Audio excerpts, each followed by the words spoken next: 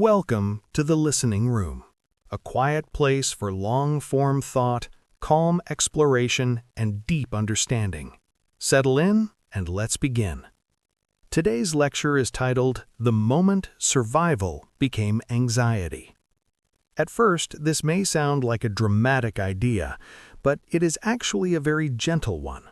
It is not about crisis, it is not about disorder, it is about history, it is about evolution.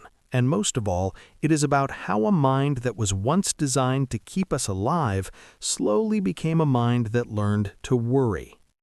In plain language, this topic is about how a system that evolved to protect the human body from danger eventually began to shape the human experience of thought, anticipation, and unease. Long before anxiety was a word, there was survival. Long before worry existed, there was awareness. The story we are exploring is not the story of something going wrong, but of something continuing forward longer than it was originally meant to. The human nervous system did not evolve to make us comfortable. It evolved to make us responsive. It evolved to detect threat, to prepare for harm, and to keep us alive in uncertain environments. For most of human history, this meant responding to immediate and visible danger. A sound in the bushes, a sudden movement, the absence of safety. Survival was physical, it was external, it was now. But as environments changed and as human life became more stable, something subtle occurred. The body remained prepared for danger, even when danger became less visible. The alertness remained even when the threat was no longer immediate. The protective system did not turn itself off. It learned to look ahead. It learned to imagine. It learned to anticipate. And that is where anxiety quietly begins. This lecture is not about labeling or diagnosing. It is not about treatment. It is about understanding. Understanding how the mind's most ancient function slowly shifted into something modern. Understanding how protection turned into prediction, how prediction turned into monitoring, and how monitoring eventually became what we now recognize as anxious thought. This matters because nearly every human being experiences some form of internal tension, mental vigilance, or future-oriented concern. It appears in different forms, at different intensities, and in different circumstances, but the underlying structure is shared. To understand anxiety, we must first understand survival. And to understand survival, we must understand that it was never meant to be silent. The survival system is not passive, it is not quiet, it does not wait for permission, it scans, it assesses, it reacts. That is its nature. And when the world becomes safer, slower, and more predictable, that same system does not disappear. It simply changes its focus. Instead of scanning the environment, it begins scanning the future. Instead of watching for predators, it begins watching for possibility. Instead of responding to danger, it begins trying to prevent it. This topic matters because it reframes anxiety not as a flaw, but as a continuation. It is not a malfunction, it is an inheritance. It is the echo of a system that once protected us with speed and urgency, now protecting us with thought and caution. Understanding this does not remove discomfort, but it does change how we relate to it. It changes anxiety from something personal into something historical. From something broken into something evolved, from something to fight into something to understand. That is the orientation of this lecture. We are not here to eliminate, we are here to clarify. We are not here to correct, we are here to trace. We are tracing the moment survival became anxiety. Now, before we continue, it is important to establish the intellectual foundation of this lecture. This episode will show that anxiety is not an error of the modern mind, but the natural extension of the ancient survival system into a world that no longer requires constant physical vigilance. It will show that anxiety is what happens when a system built for immediate danger is placed into an environment dominated by uncertainty, complexity, and anticipation. You will gain an understanding of how your nervous system interprets safety, threat, and time. You will gain perspective on why certain thoughts arise without invitation, and you will gain insight into how deeply history lives inside your present experience. This will be a calm exploration. It will be grounded in evolution, psychology, and human observation. There will be no urgency, no alarm, no attempt to persuade, only an explanation of how something ancient became something modern. We are not trying to solve anxiety. We are trying to understand how it arrived. And that understanding begins with where survival itself began. Chapter 1. When survival was simple and the world was immediate. Before anxiety existed, before worry existed, before rumination and anticipation became part of mental life, survival was direct. It was not abstract. It did not involve language. It did not involve imagination. It was not something you thought about. It was something you responded to. In early human life, danger was visible. It had form. It had sound. It had movement. A predator, a rival group, a lack of food, a sudden change in the environment. Survival required speed, awareness, and reaction. There was no time for contemplation. There was no space for doubt. The body moved before the mind asked questions. The nervous system developed to serve this reality. It became a detector. It became an alarm. It became a bridge between perception and action. Its job was not to reason. Its job was to respond. The system that now supports thought was once designed to support movement. This is an important distinction. Anxiety is often treated as a mental event, but its origin is not mental. Its origin is physical. It begins in the body. It begins in sensation. It begins in readiness. The earliest nervous systems were not concerned with meaning. They were concerned with survival. They did not ask why something was happening. They only asked whether it was safe. That binary distinction shaped everything that followed: safe or unsafe, calm or alert, rest or respond. There was no middle state. There was no ambiguity. The world demanded clarity because hesitation could be fatal. Over time, this system became more complex. It gained the ability to differentiate between types of danger. It gained memory. It gained pattern recognition. It learned to associate certain environments with certain outcomes. It learned from experience. But even then, survival remained rooted in the present moment. Danger was something that existed now. Fear was a response to what was happening, not what might happen. This is a crucial point. Anxiety is not fear. Fear responds to reality. Anxiety responds to possibility. Fear protects you from what is happening. Anxiety tries to protect you from what could happen. In early human life, there was very little space for possibility. The environment dictated reality with clarity. A sound meant something. A movement meant something. Silence meant something. The body responded, and the moment passed. Survival was simple because time was simple. There was now and there was after. There was no long-term planning, no distant projection, no imagined scenario. The nervous system functioned like a switch, off when safe, on when threatened. That simplicity is what made it effective. But simplicity only works in simple environments. As human life became more structured, more social, and more dependent on long-term cooperation, the nature of threat changed. Danger was no longer always immediate. It became delayed. It became indirect. It became symbolic. A failed alliance, a broken trust, a lack of resources weeks from now, a social conflict, a shift in group dynamics. These were not dangers you could run from. They were dangers you had to think about.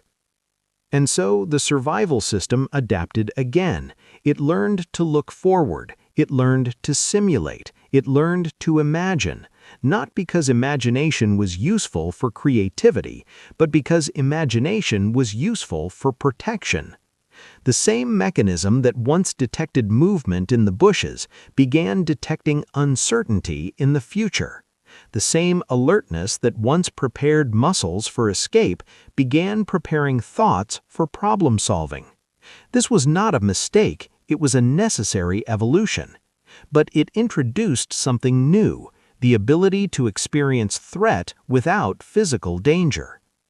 This is the moment survival begins to transform. When the nervous system no longer needs a predator to activate, it begins responding to possibility itself.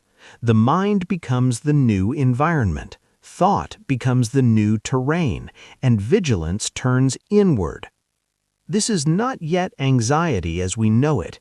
It is anticipation, it is caution, it is mental readiness, but the foundation is being laid.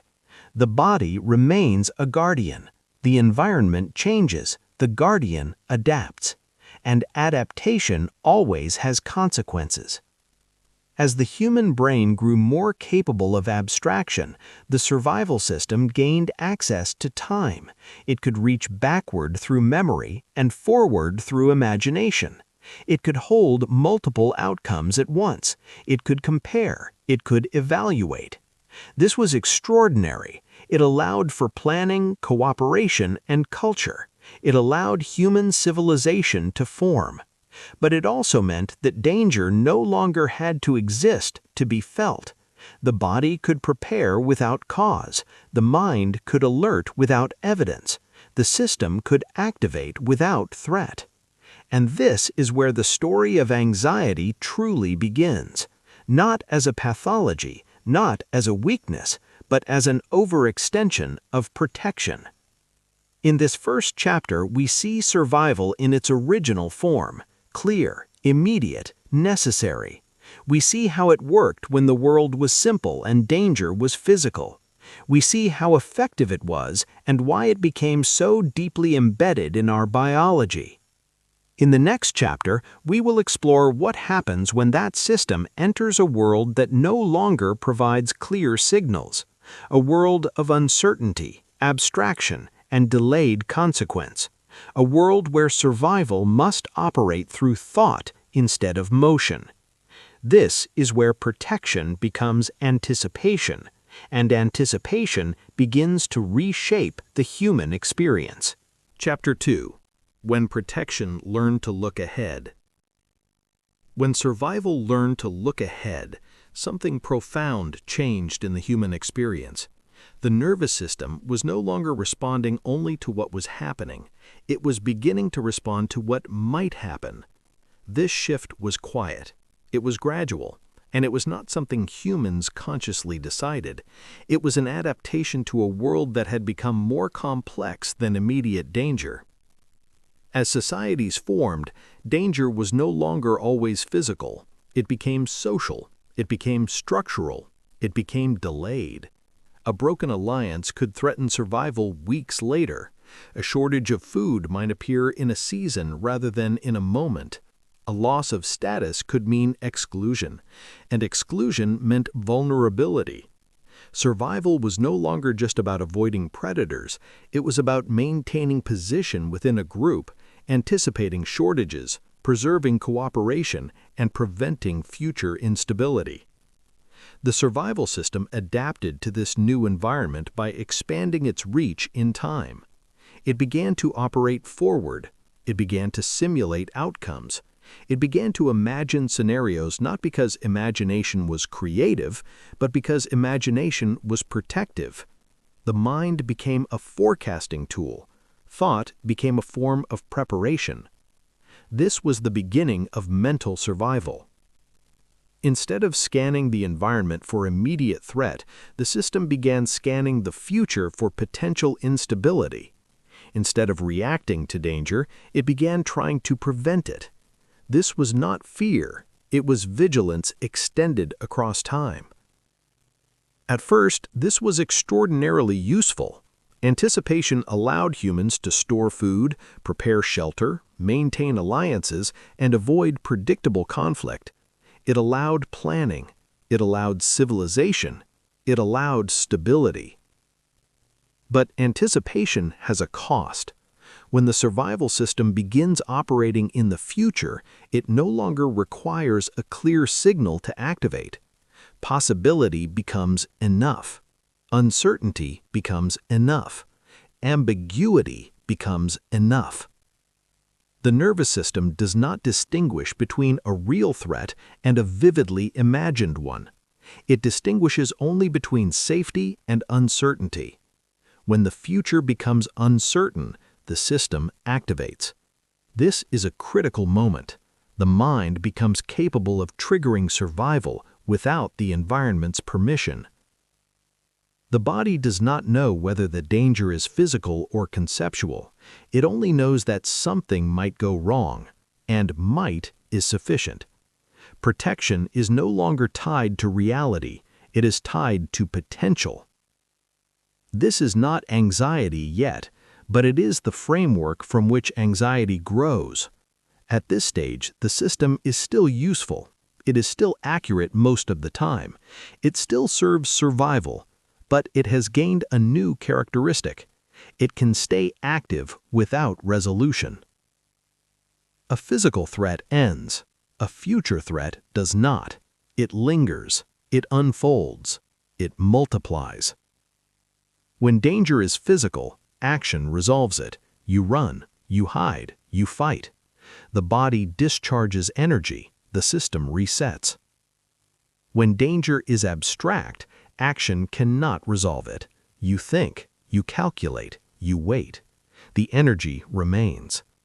This is how vigilance becomes sustained. The survival system was built for motion, not for contemplation. It was built to complete cycles quickly. Activate, respond, deactivate, rest. But anticipation interrupts that cycle. It activates without closure.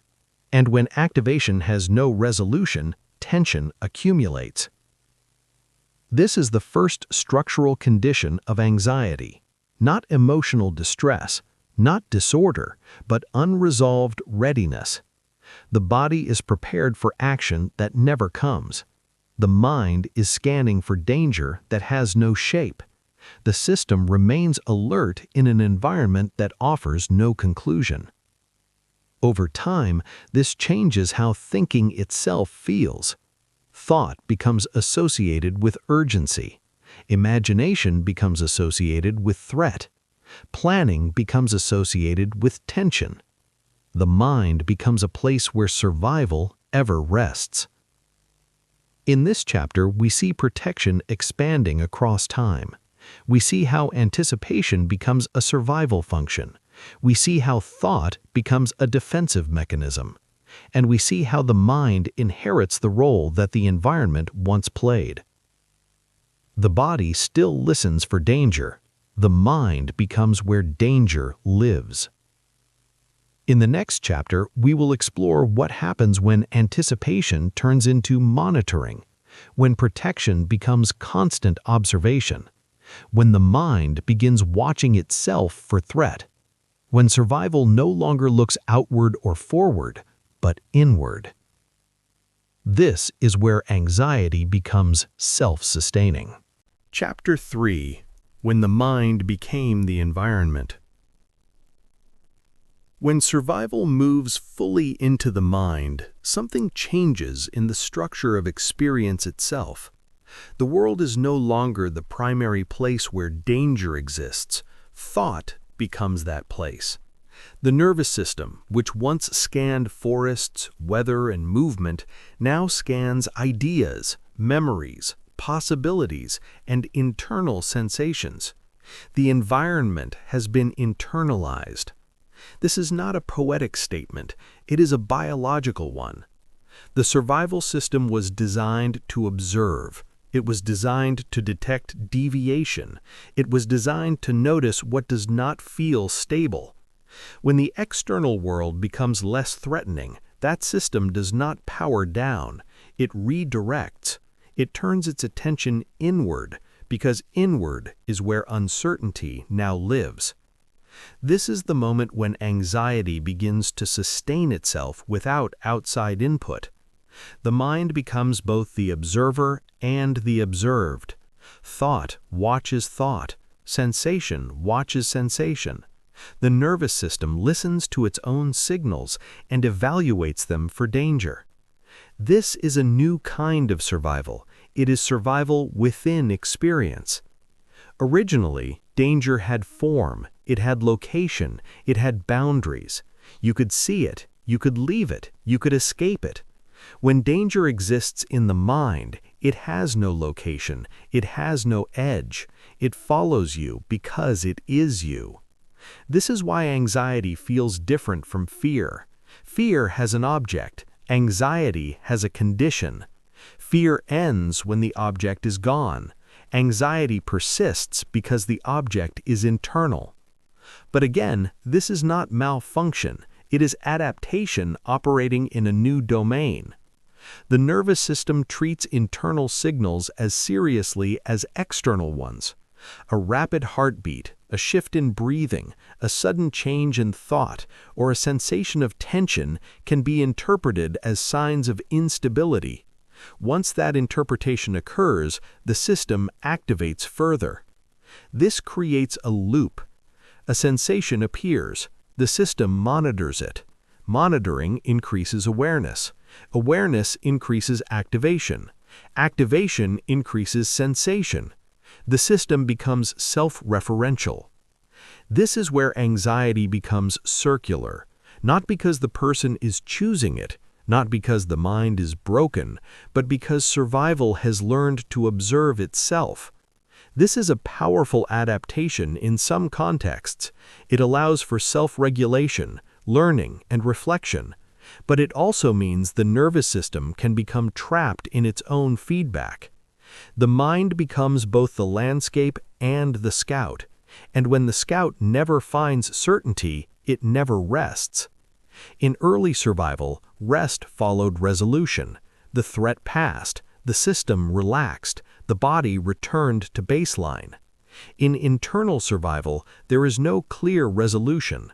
Thought does not conclude, possibility does not end, monitoring has no final signal, so the system remains partially engaged.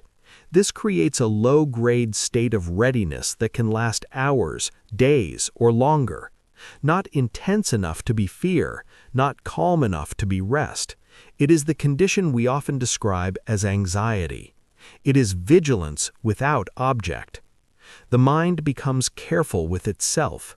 It watches its own reactions. It questions its own safety. It scans its own stability. It becomes cautious of its own sensations. This is where anxiety becomes personal.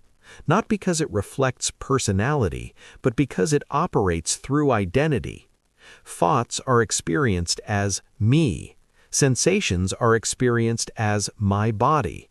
When the survival system activates within those domains, it feels intimate.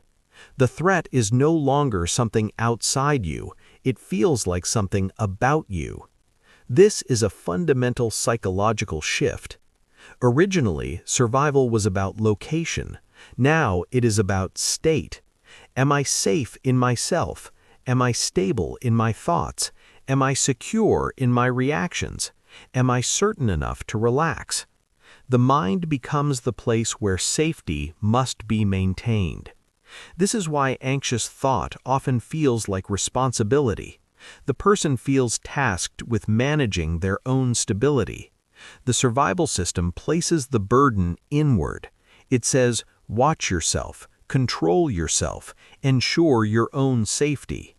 This is not a conscious instruction, it is a biological posture. And it is exhausting. The mind is not meant to be an environment, it is meant to be a tool. But when it becomes an environment, it must be maintained, it must be regulated, it must be guarded. Survival has turned inward.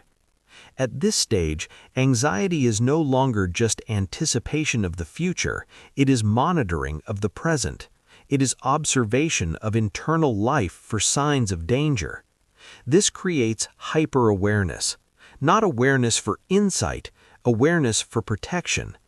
Every sensation becomes information. Every thought becomes a signal. Every emotional shift becomes a potential warning. The system is not seeking meaning, it is seeking safety. And safety, when defined internally, is difficult to verify. There is no clear signal that says, "You are safe now." There is only the absence of threat, which is ambiguous. So the system continues watching. This is where anxiety becomes continuous. Not intense, but persistent. It hums in the background. It shapes perception. It colors interpretation. It makes the mind cautious of its own movement. This is not a disorder. It is survival operating without a boundary. When the mind becomes the environment, the survival system becomes permanent. In this chapter, we see how anxiety detaches from the external world and becomes self-sustaining. We see how vigilance turns inward. We see how the nervous system begins protecting not just the body, but experience itself. In the next chapter, we will explore how this internal vigilance transforms thought patterns, how monitoring becomes rumination, how anticipation becomes overthinking, how protection becomes mental repetition. This is where anxiety gains its recognizable form. Chapter 4. When protection became repetition. When survival turns inward and begins monitoring the mind itself, thinking slowly changes its function. Thought is no longer primarily a tool for understanding or creativity, it becomes a tool for safety. Its purpose shifts from exploration to prevention. And when thought is used to prevent uncertainty, it begins to repeat. Repetition is not a flaw of anxious thinking, it is its design. The survival system does not trust a single check. It does not trust a single scan. In the physical world, it looks again, it listens again, it verifies again. That redundancy is what keeps an organism alive. So when survival moves into thought, it brings that same pattern with it. The mind checks, then it checks again, then it checks if it checked correctly. This is how rumination begins. Not as obsession, not as weakness, but as protection, using the only tool it has, attention. Originally, attention was directed outward. It scanned the environment. Now it scans ideas. It scans memory. It scans imagined futures. It returns to the same question because certainty was never achieved. In physical survival, certainty arrives through evidence. The threat disappears, silence returns, the body relaxes. In mental survival, certainty is abstract. It is interpretive. It depends on confidence, which the survival system does not prioritize. It prioritizes caution. So, it revisits. Overthinking is simply vigilance without a finish line. The mind keeps circling the same material because it is looking for a signal that does not exist. It is trying to reach a point where it can say, "This is safe." But safety in abstract systems is not binary. It is probabilistic. And survival systems do not work well with probability. They work with threat and non-threat. So, thought repeats, hoping repetition will produce clarity. It rarely does. Instead, repetition produces familiarity, and familiarity is often mistaken for certainty. The mind begins to feel that if it thinks long enough, it will arrive somewhere. But the destination was never real. It was an emotional need, not a factual one. This is how mental loops form. The content of the thought is not the problem. The function of the thought is the problem. Thought is being used as a shield. It is being asked to guarantee safety in a domain where guarantees do not exist. So it works harder. Each repetition is an attempt to control an uncertain future. Each return to the same idea is an attempt to neutralize possibility. Each layer of analysis is an attempt to create finality. But finality is not available, and so the mind continues. This is where anxiety becomes recognizable as overthinking, not because the person enjoys thinking, but because the nervous system has assigned thought a protective role it cannot fulfill. The mind becomes a guard posted at a gate that never closes. This changes the experience of thinking itself. Thought no longer feels neutral, it feels urgent, it feels heavy, it feels consequential. The person may not know why they are thinking so much. They only know that stopping feels unsafe. That is the defining feature of survival-driven thought. It does not ask, "Is this useful?" It asks, "Is it safe to stop?" And the answer is uncertain. It continues. This is how repetition becomes compulsion without intention.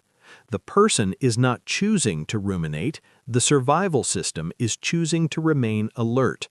Mental repetition is simply vigilance refusing to stand down. Over time, this shapes identity.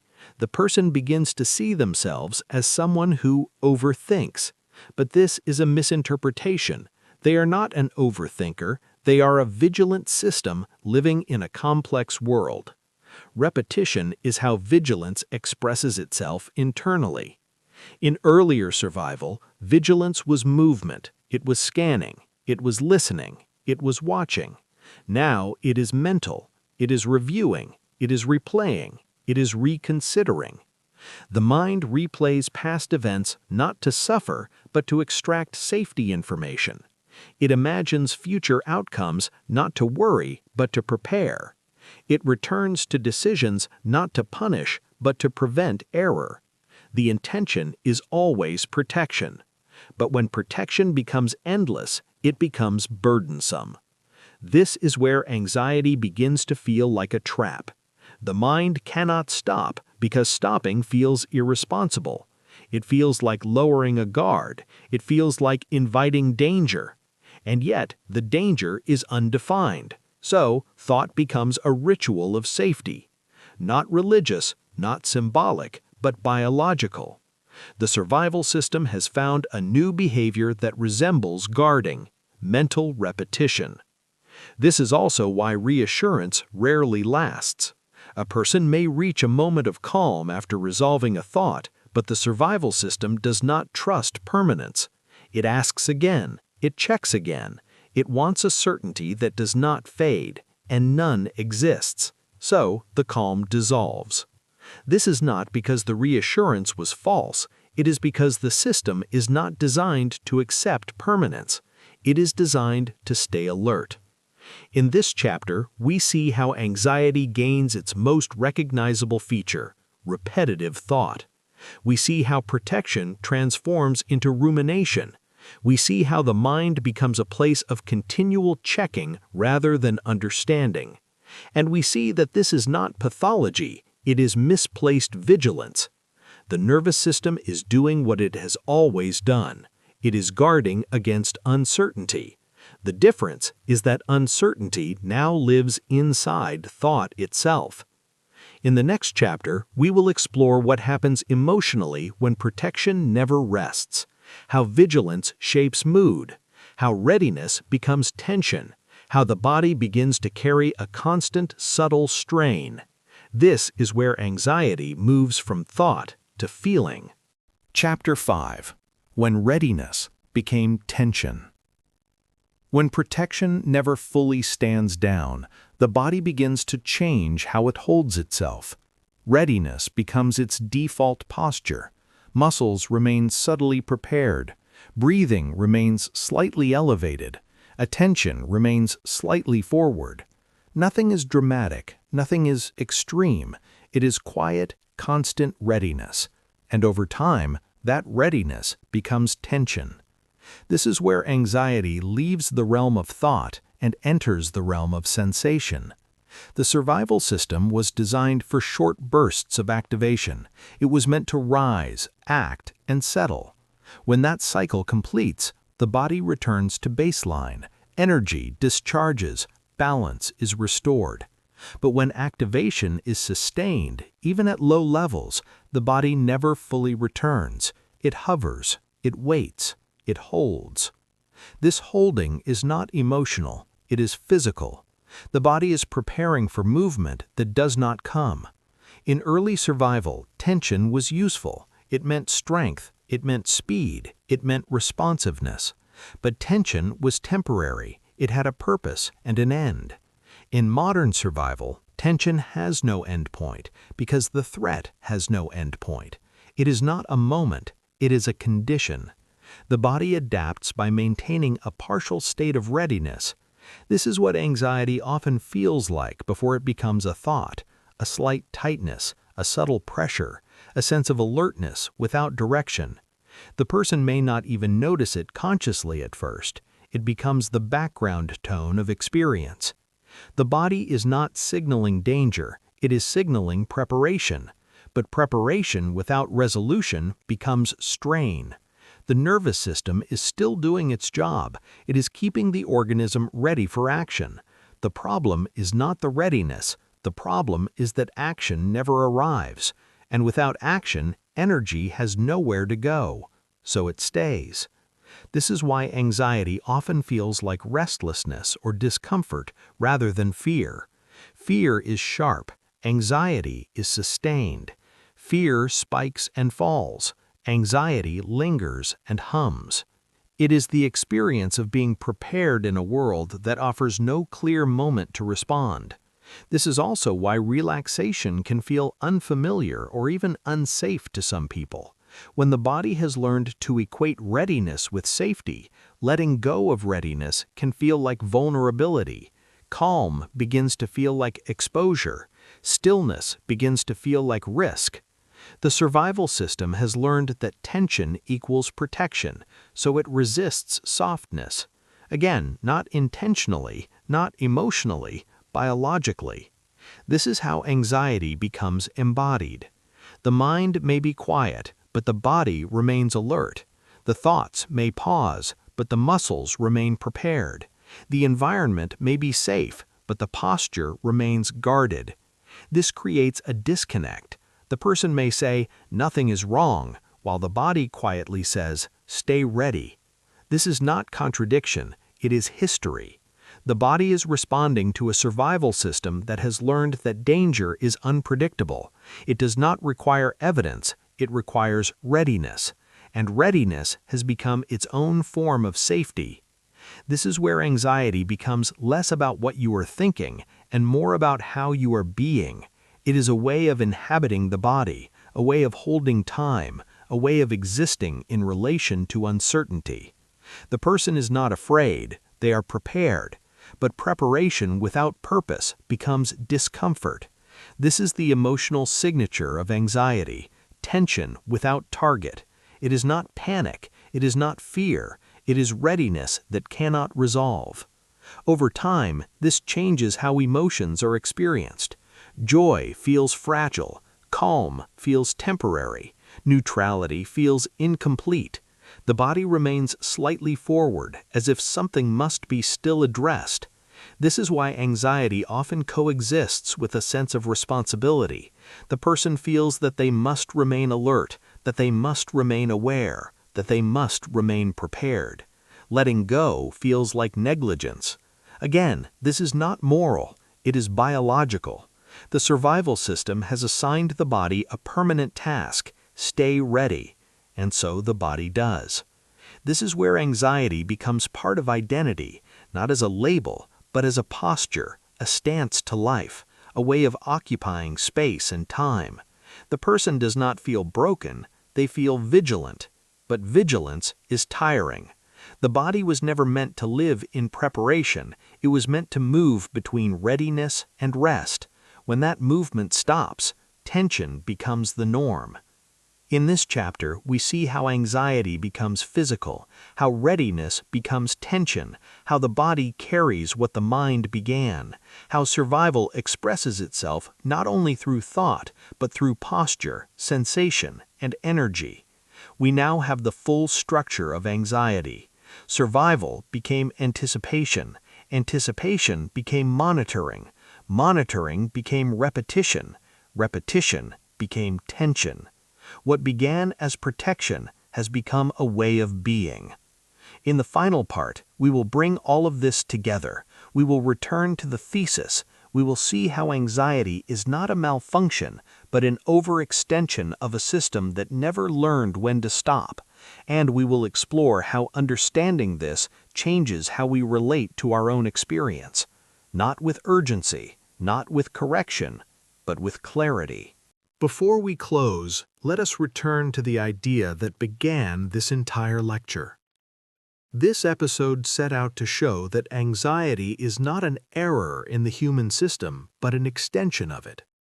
It is what happens when a survival mechanism built for immediate physical danger is placed into a world of complexity, abstraction, and constant uncertainty.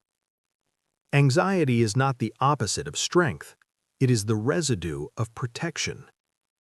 Survival did not disappear when danger became less visible. It adapted. It moved forward in time. It moved inward into thought. It moved deeper into the body. And in doing so, it reshaped how humans experience anticipation, responsibility, and safety. We began by looking at survival in its simplest form, a direct relationship between danger and response. The environment provided clear signals. The nervous system acted. The body returned to rest. There was a beginning and an end. Survival was clean. It was brief. It was effective. Then we saw how protection learned to look ahead, how anticipation became a new form of safety, how thought evolved not primarily for creativity, but for preparation. The mind became a forecasting tool. The future became a place where survival operated. From there, we saw how the mind itself became the environment, how the nervous system began monitoring internal experience for threat, how sensation, thought, and emotion became signals to be evaluated. Survival no longer required an external danger. It only required uncertainty. Then we observed how protection became repetition, how vigilance expressed itself through rumination and overthinking, how thought was asked to provide certainty in a world where certainty does not exist, and how repetition became the mind's attempt to create safety through attention. Then we moved into the body. We saw how readiness became tension, how preparation became posture, how anxiety became a way of inhabiting the body, not just a way of thinking, how the nervous system learned to equate tension with safety and calm with vulnerability. When we place all of this together, anxiety no longer looks like a personal failure or a psychological defect. It looks like history living inside biology.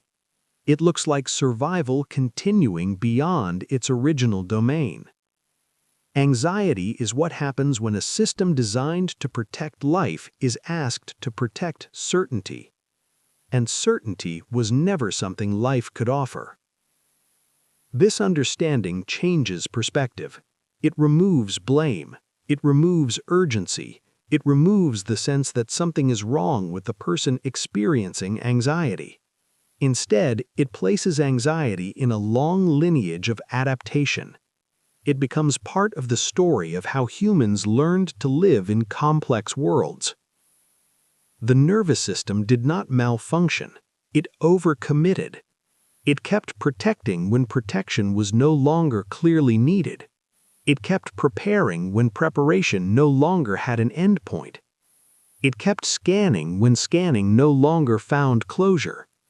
That is not weakness. That is loyalty to its purpose. Anxiety is not the presence of fear. It is the presence of responsibility without resolution.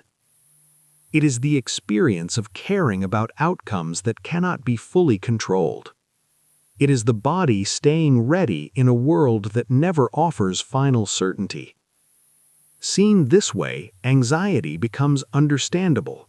Not comfortable, not desirable, but coherent. It makes sense in the context of evolution, survival, and human complexity. This knowledge does not demand action, it does not instruct change, it simply offers orientation. When a person understands that anxiety is protection without conclusion, they no longer need to argue with it, they no longer need to fight it. They can recognize it as a system doing its best in an environment that no longer has clear rules. Understanding does not remove anxiety, but it softens the relationship with it. It changes the question from "what is wrong with me?" to "what is my system trying to protect?" And often the answer is not danger, it is uncertainty. Life is uncertain, the future is open, control is partial, safety is never absolute. The survival system struggles with this reality because it was built for absolutes. It was built for immediate threat and immediate resolution. Anxiety arises because the modern world no longer provides either. So, anxiety becomes a companion to consciousness, a reminder that we are living in time, not just in space, that we are responsible not just for survival, but for meaning, identity, and continuity. Anxiety is the price of complexity, not as punishment, but as inheritance. This lecture was not about fixing anxiety. It was about placing it where it belongs, in the long arc of human adaptation. From body to mind, from movement to thought, from reaction to anticipation, from survival to responsibility. When survival became anxiety, nothing broke, something expanded. And expansion always carries tension. If there is any calm to be found in this understanding, it is not in relief, but in recognition. Recognition that anxiety is not evidence of weakness, it is evidence of awareness. It is the nervous system still trying to care, still trying to protect, still trying to prepare. Not because danger is near, but because life is open. And openness requires vigilance. This has been the moment survival became anxiety. Not a story of pathology, not a story of failure, but a story of continuity. A story of how ancient protection learned to live inside modern minds. This has been the Listening Room, a space for clarity, patience, and understanding. Thank you for listening.